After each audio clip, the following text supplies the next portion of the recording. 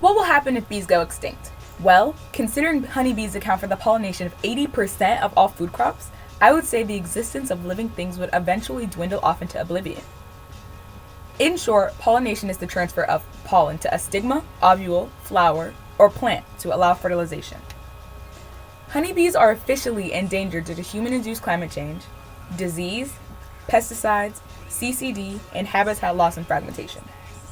Throughout the video, I will be sharing a total of 5 great tips needed in order to save the bees.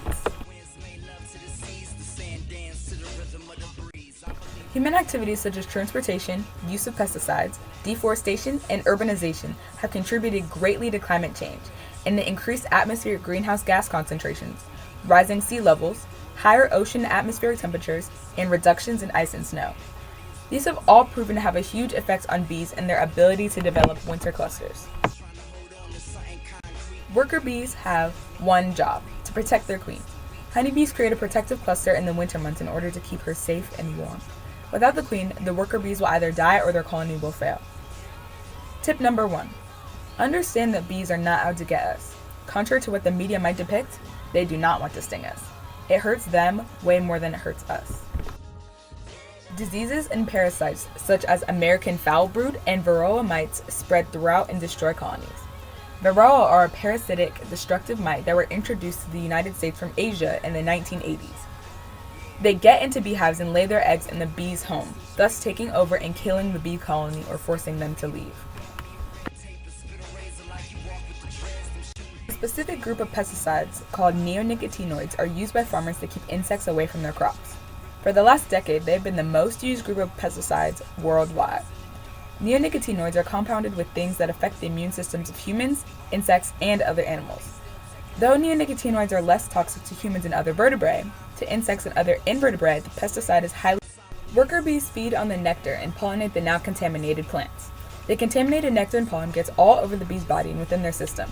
If the worker bee does not die from the exposure, they'll unknowingly bring the toxic pesticide back to their hive, thus possibly poisoning the whole hive. Tip number 2. Don't use pesticides to treat your lawn and/or garden. Even though they make your lawn extra green and your flowers grow extra tall, they have the exact opposite effect on our biosphere.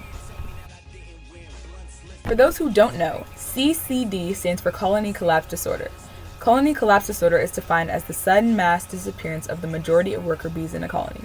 When this happens, only the queen and brood, aka the young, remain. The colonies have relatively abundant honey and pollen reserves, but hives cannot sustain themselves without worker bees for long, and the queen and brood will eventually die. Though colony loss is still a huge concern, colony loss due to CCD has been on the decline. Tip number 3. Become a community beekeeper with sustainable practices. With becoming a beekeeper, you can offer your colony protection and allow for expansion. You can research your local bee associations that offer classes and join them. Usually due to human activity, habitat areas get divided into increasingly smaller pieces of land. This is called habitat fragmentation, and it has a very extensive impact on the animals residing in that area. Fragmentation can also reduce gene flow between bee populations, ergo decreasing genetic diversity for certain species.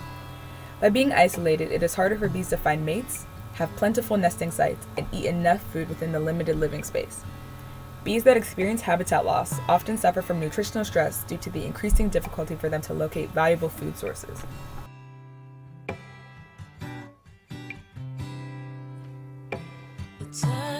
Tip number 4. Plant bee-friendly flowers and flowering herbs in your home garden or yard. Just planting flowers in your garden, yard, or in a planter will help provide bees with more forage. The extinction of honeybees would have a huge effect on biodiversity, food crops, economy, and the future of mankind. Honeybees are responsible for $30 billion a year in food crops. We may lose all the plants that bees pollinate, all of the animals that eat those plants, and so on and on up the food chain. A world without bees would struggle to not only sustain the global human population of 7 billion people, but to sustain all other living things as well. Natural selection would eventually come into play, and the weak and unfed would die off, leaving a fraction of the world's once plentiful population and turning our beautiful green earth gray.